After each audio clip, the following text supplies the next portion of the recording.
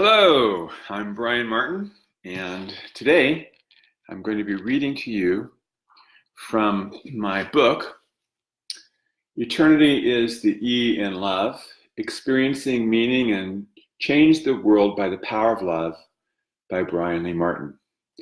I do this every Saturday and until I finish the book, a few pages at a time, so that it's not too long and that you might enjoy it. Sometimes it's nice to hear the author's voice. I also have a broadcast on Sunday mornings at Rev B. Martin. I've noted that there in the diagram. And that's a spiritual video, Facebook Live video that I do that has the Sunday's gospel lesson from the Revised Common Lectionary. It's very interesting. Today's reading is from E is Eternity in Love. The chapter is The Gift of Antifragility. And I'll be reading to you from pages 40 to pages 43. Just a little bit. All right. The book is also available on Amazon. Excuse me. The Gift of Antifragility. Human beings are anti-fragile. Anti-fragile is a term created by Nissim Taleb. Excuse me. Taleb writes about it in his book, Antifragility, Things That Gain from Disorder. In essence, anti-fragility is gaining from loss.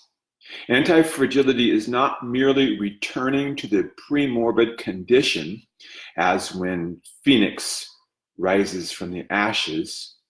It's even more than robustness in the face of problems and trials and tribulations. It is dramatic and significant improvement and growth by a factor far greater than one could imagine. An example used to describe the anti-fragility is the myth of Hydra, the multi-headed beast who, after its head is cut off, two more grow in its place. It is akin to the idea of resurrection from the dead into a glorious state of being. It has long been observed in the history of humanity. In fact, we admire people who make incredible comebacks after suffering severe loss. In recent years, another term has shown up in psychological literature, post-traumatic growth. Most have heard of post-traumatic stress, the debilitating effects that warring soldiers experience and others who witness, experience, or endure profound and unexpected trauma.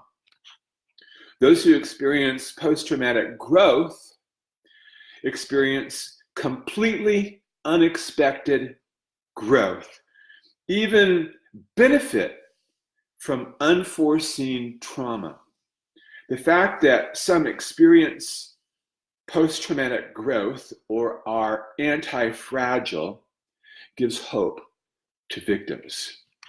Anti-fragility is the human gift of gaining from the loss to the extent that the quality of your life is vastly different than you ever dreamed or imagined possible. Please notice that I didn't say it was better. I could have, but for me to say that your life will be better after you are the victim of, say, a terrorist bombing in which people are killed and you use your legs, it approaches being cruel to say it's better. Yet human beings have and always will take their losses and transform them into a completely different way of living that provides them with a greater sense of meaning and life satisfaction than before the loss. An example of this, and there are thousands of them, are some of the victims of the 2013 Boston Marathon bombing. Nina Glokowski wrote a piece in the Huffington Post titled, "How Boston Survivors Are Staying Strong 5 Years After the Marathon Attack." In the book, I provide the link for you. In it, she chronicles the journey of 5 victims of the bombing. Their injuries were profoundly devastating, losing limbs and forever changing the direction of their lives. Yet, each one of them has found a way to grow by writing books, founding charities, and helping others. None would have ever dreamed of helping others with traumatic injuries. And now, in spite of the ongoing consequences of their injuries, they find meaning and significance in helping others. They have a completely different way of viewing their lives. Those 5 victims, and I put victims in parentheses there, mentioned in Glokowski's article, are a tiny few of the millions of unsung, anti-fragile people. In our real estate office is a military veteran who still serves in the reserves. What helps him deal with his own PTSD is his volunteer work for 22 Too Many, the charitable organization that's working to eliminate veteran suicide. According to their website, 22 veterans suicide every day. Our veteran agent organizes an annual 97-mile, 7-day hike through Yosemite National Park to raise funds and awareness. It is his own gift of anti-fragility. The idea of anti-fragility makes one wonder how some people gain from extreme loss and move forward to a dramatically different, productive, meaningful, and contributive life, while others remained disempowered victims of their unfortunate circumstances. Is it merely a perspective, as when a wheelchair-bound man was asked what it was like to be confined to the chair? He stated, "Confined?" said the man. "This wheelchair gives me freedom to move around the world."